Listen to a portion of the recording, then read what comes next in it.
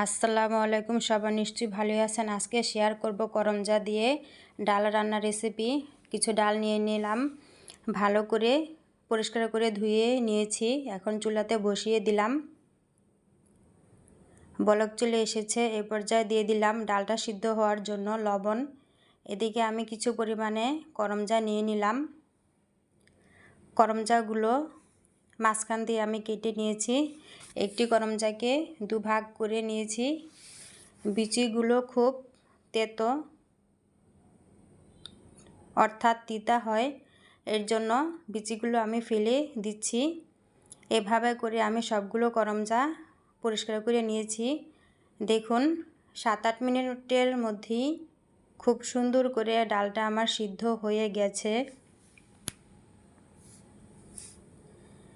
এখন ডাল ঘুটুনি দিয়ে ভালো করে ঘুটে নেব।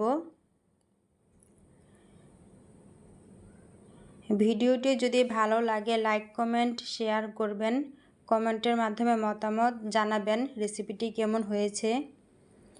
ডাল ঘুটা দেয়া শেষ হয়ে গেল। দিয়ে দিলাম হলুদের ফাঁকি, মরিচের ফাঁকি, আদা রসুন পেস্ট, 3টি কাঁচামরিচও দিয়ে দিলাম। কেটে নেওয়া করমজাগুলো অর্ধেক পরিমাণে দিয়ে দেব, আর অর্ধেকটা রেখে দেব পরে আমরা খাবো লবণ এবং মরিচের ফাঁকি মিশিয়ে।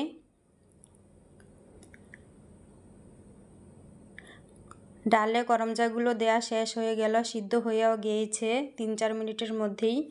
ডালটা খুব ভালো করে হয়ে গেছে। এখন বাগার দিয়ে দিব। তার জন্য কিছু রসুন এবং পেঁয়াজ কুচি করে কেটে নিয়েছি। সরিষার তেলে রসুনগুলো ভালো করে ভেজে নিচ্ছি।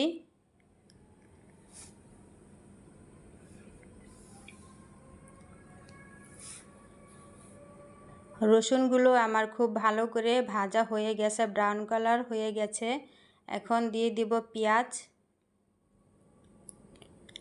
ভালো করে ভেজে নেব। ভাজাটা কমপ্লিট হয়ে গেছে, এখন বাগার দিয়ে দিব। এই গরমে করমজা দিয়ে টক ডাল খেতে খুবই ভালো লাগে।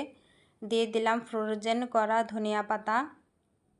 দেখুন হলুদের মধ্যে ফুটে উঠেছে গোলাপি এবং সাদা করমজা, সবুজের ধনিয়া পাতা, সবুজ কালার, খুব সুন্দর হয়েছে কালারটি। এবং ডালের রেসিপিটাও খুব সুন্দর হয়েছে। লবণটা একটু কম মনে হচ্ছে, দিয়ে দিলাম।